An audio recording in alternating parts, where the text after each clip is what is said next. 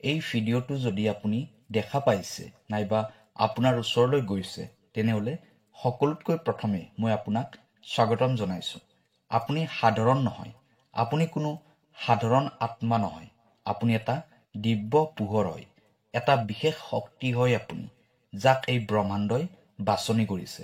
আপোনাৰ অস্তিত্ব নিজে এটা চমৎকাৰ হয়, কিন্তু এতিয়া সময় আহি গৈছে যে আপোনাৰ ভাগ্যই এটা উচ্চ শিখৰলৈ গৈ পোৱাৰ।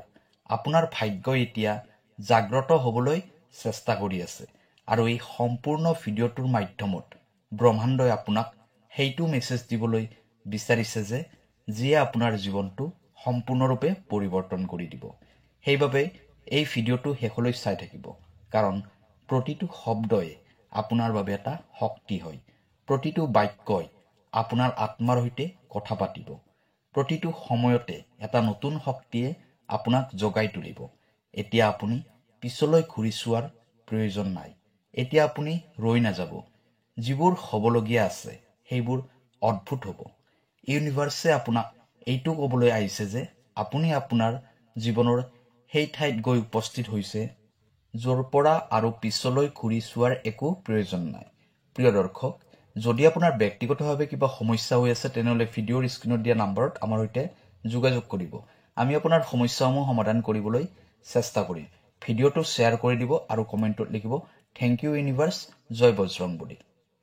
এইটো এনেকুৱা সময় হয় যিটো সময়ত কেৱল ওপৰলৈ উঠি যাব লাগে। এইটো এনেকুৱা সময় হয় যিটো সময়ত কেৱল পোহৰ আছে, সম্ভাৱনা আছে আৰু সফলতা আছে।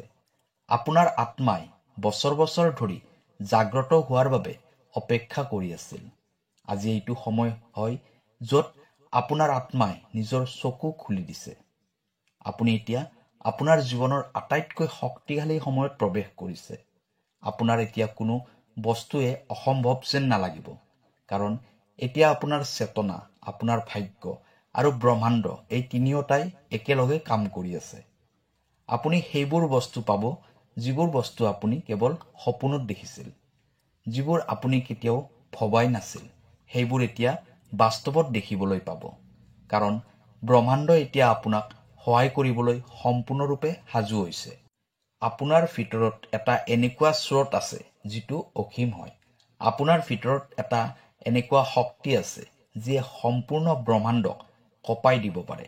আপুনি নিজক নিজৰ ওপৰত কেতিয়াও সন্দেহ নকৰিব, কাৰণ আপোনাৰ ওপৰত ব্ৰহ্মাণ্ডৰ সম্পূৰ্ণ বিশ্বাস আছে। আপোনাৰ বিচাৰধাৰাই এতিয়া আচৰিত ধৰণে কাম কৰিব। আপোনাৰ শব্দই এতিয়া সৃজন কৰিব। আপোনাৰ ভাৱনা এতিয়া সত্য প্ৰমাণিত হ'ব।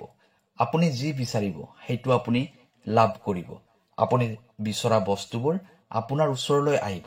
আপুনি যি ভাবিব সেইটোৱে এতিয়া আকাৰ ল'ব, আৰু এইবোৰ এইকাৰণেই হ'ব কাৰণ আপুনি আপোনাৰ ভিতৰত থকা শক্তিক স্বীকাৰ কৰি লৈছে। আপুনি কেৱল এটা শৰীৰ নহয়, এটা পূৰ্ণ ব্ৰহ্মাণ্ড হয়। এতিয়া যিবোৰ পৰিৱৰ্তন হ'বলৈ গৈ আছে সেইবোৰ চমৎকাৰেই হ'ব। আপোনাৰ জীৱনত যিবোৰ পৰিৱৰ্তন হ'ব সেইবোৰ কাহিনীৰ দৰে লাগিব, কিন্তু সেইটো সঁচা হ'ব। মানুহে আচৰিত হ'ব যে এইটো আপোনাৰ লগত কেনেকৈ হ'ল। আপুনি একো সংঘৰ্ষ নকৰাকৈয়ে সেইবোৰ পাব, যিবোৰ আন মানুহে বছৰ বছৰ ধৰি বহুত পৰিশ্ৰম কৰাৰ পিছতহে পাইছে। কিন্তু এইটো কোনো চমৎকাৰ নহয়, এইটো আপোনাৰ আত্মাৰ প্ৰকৃত অৱস্থা হয়।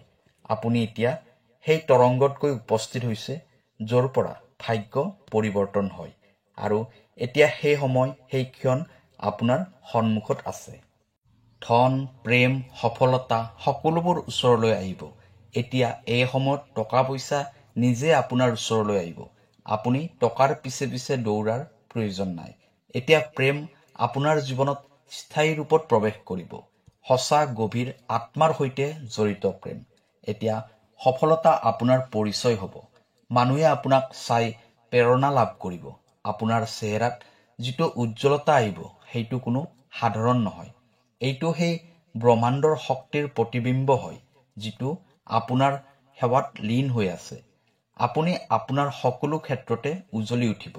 সেইটো কেৰিয়াৰৰ ক্ষেত্ৰত হওক নাইবা সম্বন্ধৰ ক্ষেত্ৰতে হওক, স্বাস্থ্যৰ ক্ষেত্ৰতে হওক নাইবা আত্মিক শান্তিৰ ক্ষেত্ৰতে হওক। ব্ৰহ্মাণ্ড এতিয়া আপোনাৰ হাতৰ মুঠিত আছে। আপোনাৰ মনলৈ এতিয়া যিবোৰ বিচাৰধাৰা আহিব সেইটো কেৱল কল্পনা নহয়, সেইটো ব্ৰহ্মাণ্ডৰ মেছেজ হয়। এতিয়া আপুনি সংকেত পাব বাৰে বাৰে। আপুনি প্ৰতিদিনে গম পাব যে আপুনি যাব লাগে। আপুনি ভাল ভাল মানুহক লগ পাব, প্ৰকৃত সুযোগ লাভ কৰিব, প্ৰকৃত শব্দ আপোনাৰ মুখত থাকিব। সকলোবোৰ এটা দিব্য পৰিকল্পনা অনুসৰি হ'ব। আপুনি একো সহ্য কৰাৰ প্ৰয়োজন নাই, কেৱল জাগ্ৰত হৈ থাকিব লাগিব। বিশ্বাস ৰাখক আৰু নিজকে সেই শক্তিৰ ওচৰত সমৰ্পণ কৰি দিয়ক, যিয়ে আপোনাক ইয়ালৈ লৈ আহিছে। আজিৰ পৰা আপোনাৰ নতুন জন্ম হৈ গ'ল। আপুনি এতিয়া পুৰণি অনুভৱবোৰক কেৱল এটা কাহিনীৰ দৰে চাব। এতিয়া একো পস্তাবলগীয়াও নাথাকে, একো ভ্ৰম নাথাকে, কেৱল স্পষ্টতা থাকিব। এতিয়া আপোনাৰ জীৱনৰ এটা নতুন অধ্যায়ত প্ৰৱেশ কৰিছে, য'ত কেৱল চমৎকাৰিক পৰিৱৰ্তন হ'ব, য'ত প্ৰতিটো পৃষ্ঠাত কেৱল আশ্চৰ্য থাকিব। আপোনাৰ উপস্থিতিয়ে আপোনাৰ শক্তি হয়। আপুনি একো প্ৰমাণ কৰাৰ প্ৰয়োজন নাই। আপুনি য'ত আছে, যেনেকৈ আছে, পূৰ্ণ হৈ আছে। আপুনি থকাটোৱে আপোনাৰ পৰিচয় হয়। মানুহে এতিয়া আপোনাৰ ওচৰলৈ আহিব বিচাৰিব, কাৰণ আপুনি এজন বিশেষ ব্যক্তি হয়, এটা দিব্যতা। আপুনি কোৱা শব্দই মানুহক প্ৰেৰণা দিব। আপোনাৰ পজিটিভ এনাৰ্জিয়ে এতিয়া আনক পজিটিভ কৰি তুলিব।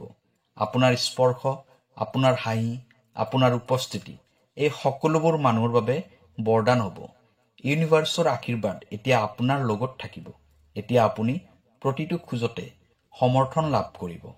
ৰাস্তা নিজে নিজেই প্ৰস্তুত হৈ যাব। বাধাবোৰ নিজে নিজেই আঁতৰি যাব। প্ৰাৰ্থনাবোৰ নিজেই উত্তৰ হৈ যাব।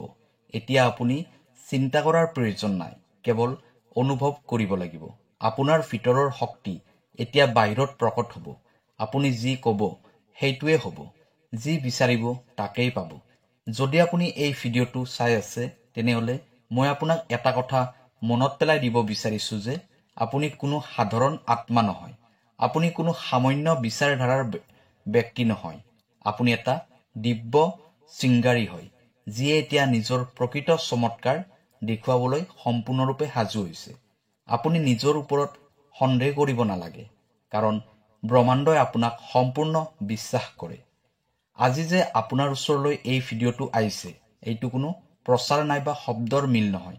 এইটো এটা সংকেত হয় যে ব্ৰহ্মাণ্ড এতিয়া আপোনাৰ সৈতে সকলো সময়তে আছে। আপুনি এতিয়ালৈ যিমান সময় পাৰ কৰিলে, সেইবোৰ কেৱল প্ৰস্তুতি আছিল।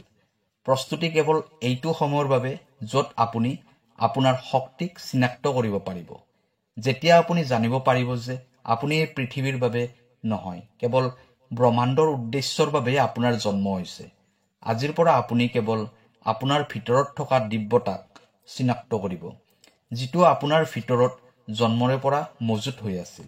এতিয়া আপোনাৰ সকলোবোৰ ইচ্ছা, প্ৰতিটো সংকল্প, প্ৰতিটো ভাৱনা এতিয়া আকাৰ ল'বলৈ গৈ আছে। এতিয়ালৈ আপুনি যিবোৰ বিচাৰিছিল, সেই সকলোবোৰ এতিয়া আপোনাৰ বহুত ওচৰলৈ আহি পাইছে। আপোনাৰ শব্দ এতিয়া বতাহত হেৰাই নাযায়। সেইটোৱে ব্ৰহ্মাণ্ডৰ শক্তিক নিৰ্দেশ দিয়ে। প্ৰতিটো দিন, প্ৰতিটো ৰাতিপুৱা, প্ৰতিটো ক্ষণ এতিয়া আপোনাৰ বাবে বিশেষ হয়, কাৰণ এতিয়া আপোনাৰ ভাগ্য আপোনাৰ সৈতে আগুৱাই যাবলৈ সাজু হৈছে। এতিয়া আপুনি অপেক্ষা কৰিব নালাগে। এতিয়া কেৱল আপুনি ভৰসা কৰিব লাগিব নিজৰ ভিতৰৰ পোহৰক, কাৰণ এই পোহৰে আপোনাৰ ৰাস্তাবোৰ উজ্বলাই তুলিব। আপুনি অকলশৰীয়া নহয়। আপোনাৰ লগত এতিয়া সম্পূৰ্ণ সৃষ্টি আছে। আপোনাৰ প্ৰতিটো খোজ এতিয়া সঠিক হ'ব। আপোনাৰ সিদ্ধান্তই আপোনাক সফলতা দিব। আপোনাক কোনেও বাধা দি ৰাখিব নোৱাৰে, কাৰণ ব্ৰহ্মাণ্ড এতিয়া আপোনাৰ ঢাল হৈ গৈছে। সেই প্ৰতিটো বস্তু যিটো আপুনি হৃদয়ৰ পৰা বিচাৰিছিল, এতিয়া এটা এটাকৈ আপোনাৰ জীৱনত প্ৰকট হ'ব। এতিয়া আপোনাৰ চাৰিওফালে এটা দিব্য সুৰক্ষা কৱচ আছে।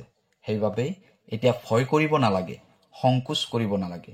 একো বাধ্য নাই, কেৱল উৰিব লাগে। আপুনি যদি এই মেছেজটো শুনি আছে, তেনেহ'লে মনত ৰাখিব যে এতিয়া আৰু আগৰ দৰে একো নাই।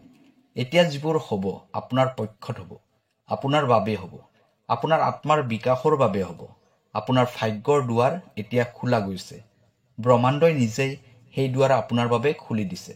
এতিয়া আপুনি কেৱল সেই দুৱাৰেৰে সোমাই যাব লাগে। মনত ৰাখিব, আপুনি দিব্য হয়, আপুনি শক্তিশালী হয়, আপোনাক বাছনি কৰা হৈছে। আপোনাৰ ভাগ্য এতিয়া পৰিৱৰ্তন হ'বলৈ ধৰিছে। প্ৰতিদিনে ৰাতিপুৱা শুই উঠিব এই ভাৱনাৰ সৈতে যে ব্ৰহ্মাণ্ডই আপোনাৰ বাবে কাম কৰি আছে।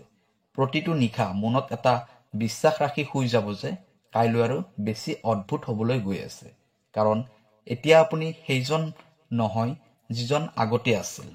আপুনি চমৎকাৰ হয় আৰু আপুনি ব্ৰহ্মাণ্ডৰ সৈতে এক হয়, আৰু এই একতাই আপোনাৰ ভাগ্য পৰিৱৰ্তন কৰি দিব। প্ৰিয় দৰ্শক, ভিডিঅ'টো কেনেকুৱা লাগিলে জনাব। কাইলৈ আকৌ লগ পাম অন্য এটা ভিডিঅ'ত। ধন্যবাদ।